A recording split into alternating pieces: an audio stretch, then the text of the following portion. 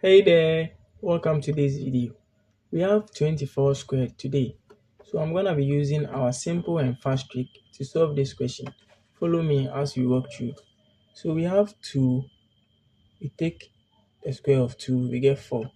You can write 4 here. And the next thing, we take 4. 4 squared gives us 16.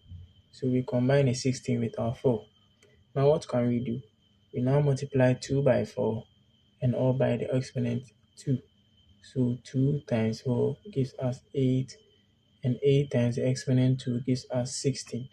So we can write 16 beneath it like this and add a 0 at the end. Now we sum it all up. 6 plus 0 gives us 6, 6 plus 1, 7, and 4 plus 1, 5. So 24 squared is 576.